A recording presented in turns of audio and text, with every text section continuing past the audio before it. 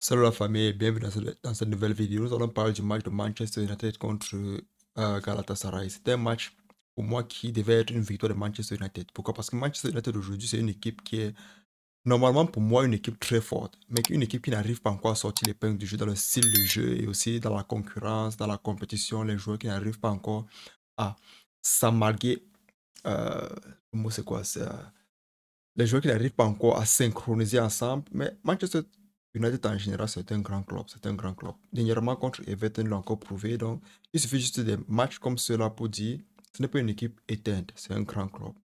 Aujourd'hui encore, ils ont prouvé qu'ils pouvaient tuer Galatasaray, malgré le fait que Galatasaray dernièrement a fait un nul contre eux et tout et tout. Mais aujourd'hui, ils ont très bien joué. Mais le problème, c'est quoi? C'est André Onana. C'est un joueur aujourd'hui qui fait en sorte que on oublie souvent que les Camerounais sont forts. On oublie souvent que les Camerounais sont forts, on l'oublie très vite. Pourquoi? Parce que tu ne peux pas arriver dans un match comme celui-là et tu performes comme ça. On a l'impression que quand tu joues, tu es en train de dormir et on te réveille avec un ballon. C'est pas normal.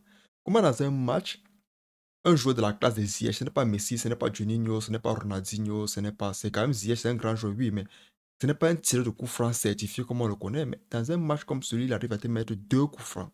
Dis-moi un peu. Est-ce que tu peux encore sortir et te vanter d'être un grand gardien après ça? Les gens de team, même que quand tu regardes ralenti, tu te demandes qu'est-ce qu'on en a faisait. Qu'est-ce qu'il faisait? Même le troisième but qui arrive, c'est juste au bon côté. Tu sors pour couvrir. Quand tu sors pour couvrir le côté là, tu attends encore à quoi à ce moment-là? Qui tire de l'autre côté ou bien? Parce que tu as plongé encore sur le bon côté. C'est pas normal. Pourquoi? Parce que quand tu regardes le Manchester United dans l'ensemble aujourd'hui, ils ont très bien performé. Garnacho a très bien joué. Bruno Fernandes a très bien joué. McTominay a très bien joué. Anthony s'est battu. Anthony...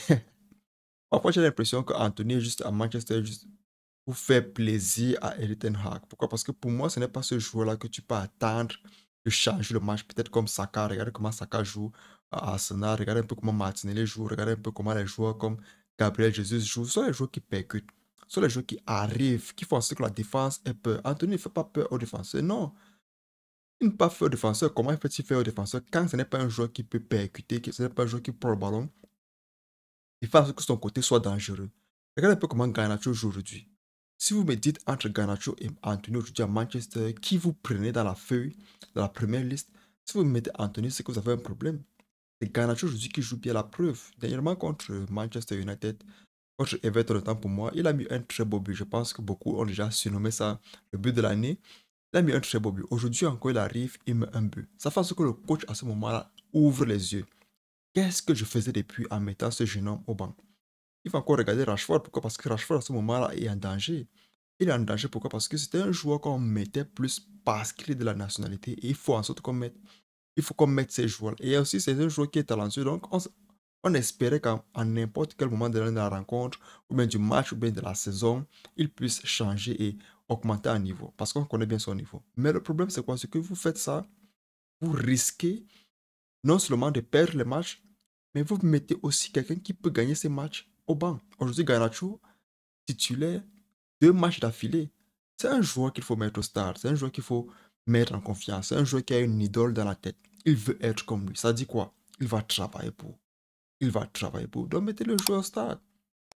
Bruno Fernandes, très belle performance. Parfois, je critique souvent ce joueur, mais aujourd'hui, il a compris. Regardez un peu comment, quand il récupère le ballon qu'il remet à Garnacho. C'est un ballon simple.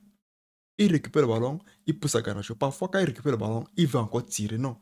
Aujourd'hui, il a compris qu'il est le passeur. Amrabat rentre récupérer le ballon. Ce n'est pas ce qu'on dit souvent que je vois Bruno Fernandes rentrer pour le ballon sur les pieds de Maguire. Non. Amrabat récupère le ballon, il remet à Fernandes qui fait le travail. Et on quitte sur les problèmes. C'est comme ça. Pas besoin de créer le football qu'on ne connaît pas.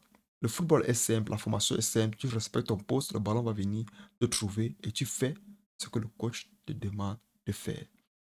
3 buts partout. Je vais dire Manchester United a juste été malchanceuse. Pourquoi? Parce qu'avec 3 points gagnés, je pense qu'il devait être en pole position pour au moins essayer de se qualifier. Pourquoi? Parce que actuellement, le classement, c'est Bayern qui est numéro 1 avec 12 ou 13 points, quelque chose comme ça. Là, maintenant, il y a Copenhague ou bien Galatasaray. Je ne sais pas si je fais l'erreur entre le deuxième et le troisième. Mais Manchester United est dernier.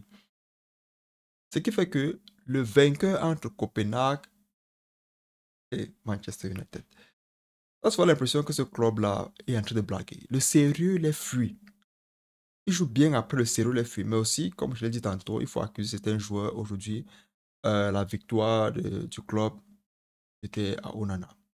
Même dernièrement contre le Bayern, c'était encore lui. J'ai l'impression qu'en Champions League, il, il fait un peu trop d'erreurs. Et je pense que le coach doit parler à ce monsieur. Et aussi, entre Cameroun, on doit l'envoyer des messages. Pourquoi? Parce que tu ne peux pas performer comme ça et espérer juste passer sous les radars. Non, ça ne se passe pas comme ça. Pourquoi? Parce que tu représentes tout un peuple. Imagine aujourd'hui un Camerounais se présente à la porte de Manchester United avec un dossier, je veux être footballeur.